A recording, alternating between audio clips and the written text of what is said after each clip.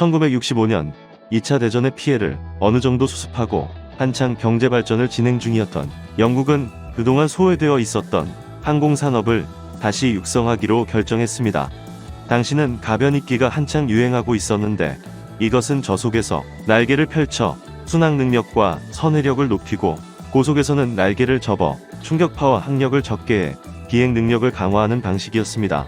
영국은 새로운 가변익기의 개발을 프랑스와 함께 하기로 하고 협상에 들어가게 되는데 이들은 곧 큰 의견차를 보이기 시작했습니다.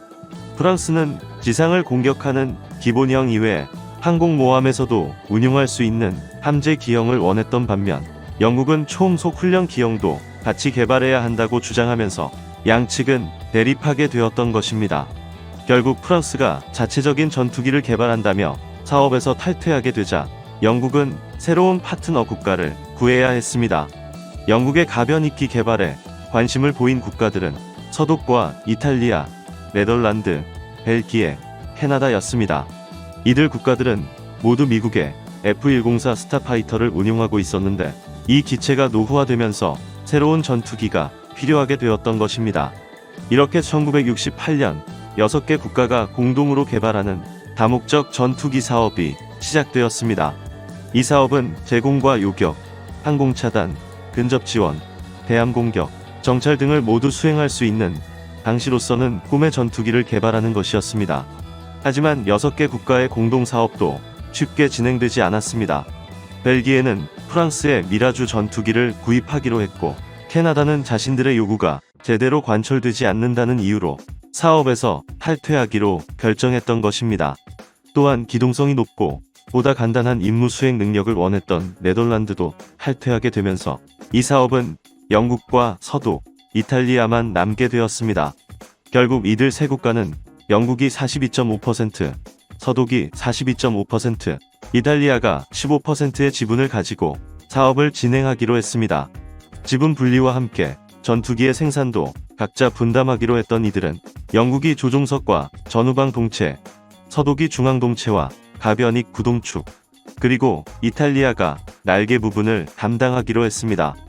새로운 전투기의 작전 요구 성능은 최고 속도 마하 2.2, 저공 비행 고도 60m, 전투 행동 반경 1390km, 무장 탑재 9톤이었습니다. 1979년 유럽의 새로운 다목적 전폭기 토네이도가 실전 배치되었습니다. 토네이도의 가장 큰 특징은 가변익 날개에 있습니다. 최대 68도까지 후퇴할 수 있는 이 날개는 알루미늄 합금으로 이루어져 있지만 가변익 구동부는 특별히 티타늄으로 되어 있으며 단거리 이착륙을 위해 여러 개의 슬래트와 플랩, 스포일러가 장착되어 있습니다. 엔진은 영국의 롤스로이스, 서독의 MTU, 이탈리아의 피에트 아비오가 합작한 RB199 터보팬 엔진 2기를 사용합니다. 무장은 서방 세계의 거의 모든 미사일과 폭탄을 장착할 수 있는데 그 중에서도 토네이도만의 가장 큰 특징은 CBL-S-200 디스펜서를 운용한다는 것입니다. 이것은 집속탄을 살포하는 장치인데 일반적인 집속탄은 폭탄 자체가 공중에서 투하되고 이것이 중간에 분리되어 수많은 자탄을 뿌리는 방식으로 작동하는데 토네이도의 디스펜서는 살포 장치는 기체에 고정되어 있고 그곳에서 자탄만 배출되는 장치입니다. 디스펜서는 MW1과 JP233 두 종류로 나눌 수 있습니다. MW1은 독일이 운용하는 것으로 바르샤바 조약기구에 수많은 전차를 상대로 지뢰를 살포하기 위한 목적으로 개발되었습니다. 이것은 112개의 발사관에서 총 224발의 자탄을 살포할 수 있는데 자탄의 종류에는 전차를 파괴하는 대전차 지뢰, 미프, 차량이나 인명을 살상하는 범용지뢰 뮤사, 비행장의 항공기를 파괴하는 지역제압 지뢰, 무스파, 활주로에 구멍을 내는 역할을 하는 대활주로 폭탄, 스타보 등이 있습니다. 또 다른 디스펜서인 JP233은 영국군이 운용했습니다. 영국군은 바르샤바 조약기구의 전차보다는 그들의 비행장 파괴에 주력했는데 이 포드는 30발의 SG357 활주로 파괴 폭탄과 215발의 HB867 지역제압 지뢰를 발사할 수 있습니다. 영국군 토네이도는 이러한 디스펜서를 2기 장착하고 60m의 저고도로 침투해 들어가 적군 비행장의 활주로에 자탄을 살포합니다. 이때 SG-357은 활주로에 커다란 구멍을 내는 역할을 하고 HB-867 지뢰는 각각 폭발하는 시간을 달리해 적군이 활주로에 접근하지 못하도록 함으로써 그들의 비행장 보수를 지연시키는 역할을 합니다. 토네이도가 운용하는 또 다른 무장은 바로 B-61 전술핵 폭탄입니다. 사실 서독은 소련의 위협에 대비해 독자적인 핵무장을 하고 싶어 했는데 미국이 이에 반대하고 나서면서 실현되지는 못했습니다. 대신 미국은 자신들의 전술핵 폭탄 B-61을 토네이도에 장착할 수 있도록 해주었습니다. 토네이도는 유사시 초저공 비행으로 공산군의 레이더를 피해 침투하고 B-61 핵폭탄을 투하하게 되는데 이때 핵폭탄은 낙하산을 펼쳐 토네이도가 안전한 지역으로 회피할 수 있도록 시간을 지연시킵니다. 이후 B-61은 공중폭발, 지상폭발, 지연폭발 이렇게 세 가지 모드로 작동하는데 그 위력은 최소 0.3킬로톤에서 최대 340킬로톤까지 폭발력 조절이 가능합니다. 토네이도는 적어도 침투 임무를 수행하는 만큼 당시로서는 최첨단의 항법 장치를 보유하고 있었습니다. 지형 매핑 레이더와 지형 추적 레이더, 관성 항법 장치, 레이저 거리 측정기가 장착되어 있으며 이것들은 모두 중앙 컴퓨터와 연결되어 있어 후방석의 항법사가 목표 지역을 입력하기만 하면 토네이도는 자동으로 최적의 항로를 이용해 비행을 시작하게 됩니다. 토네이도는 기본형인 지상 공격형 이외에 방공형과 정찰형도 추가로 개발되었습니다. 방공형은 영국 공군의 필요에 의해 개발된 것으로 기존 토네이도의 동체를 1.4m 늘려 공대공 전용인 AI-24 폭스헌터 레이더를 장착한 것이 특징입니다. 최대 탐지거리가 160km인 이 레이더는 최대 20개의 표적에 대한 탐지와 식별이 가능하고 상방 탐색과 하방 탐색 기능을 모두 갖추고 있습니다. 토네이도 기본형은 사이드와인더, 단거리 미사일 정도만 운용할 수 있었지만 방공형은 스카이 플래시, 중거리 공대공 미사일을 장착할 수 있습니다.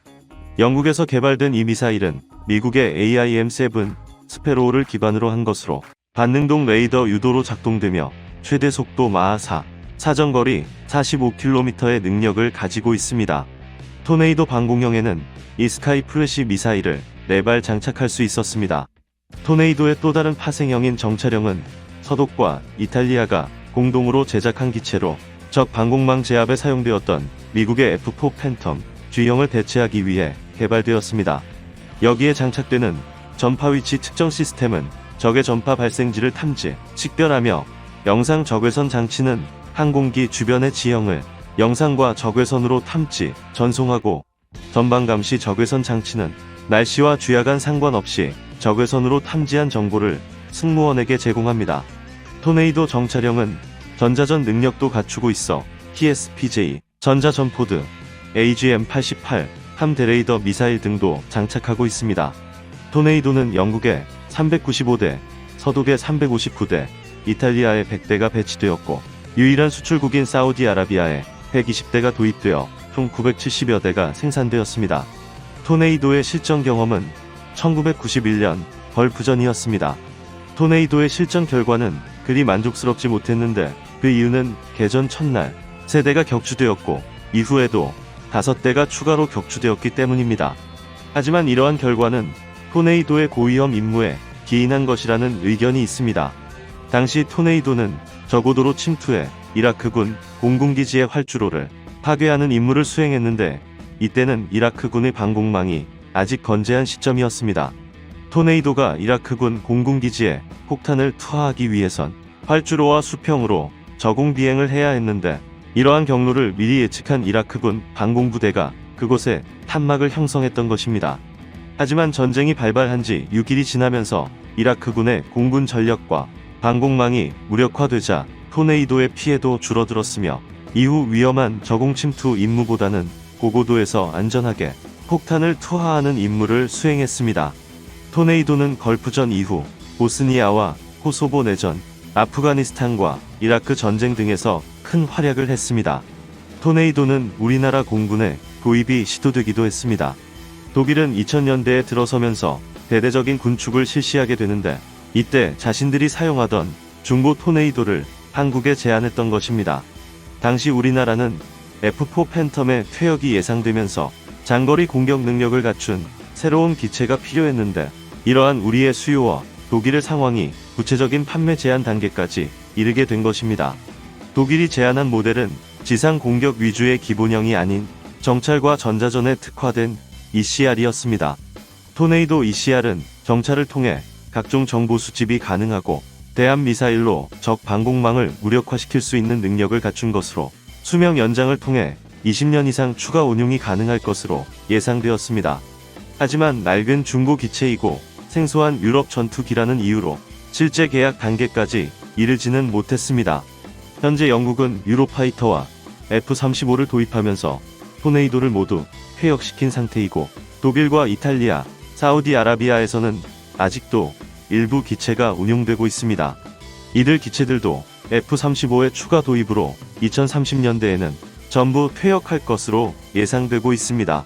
토네이도는 저공으로 적진에 침투해 그들의 전차와 공군기지를 파괴할 목적으로 개발된 기체로 더 이상 미국에 의존하지 않는 유럽의 기술력으로 이루어진 전폭기라고 할 수 있습니다. 스톰 섀도우와 타우러스와 같은 첨단 미사일의 장착으로 아직도 효용가치가 충분한 토네이도는 당분간 유럽을 지키는 수호자로 남을 예정입니다. 이상으로 유럽의 전투 폭격기 토네이도였습니다.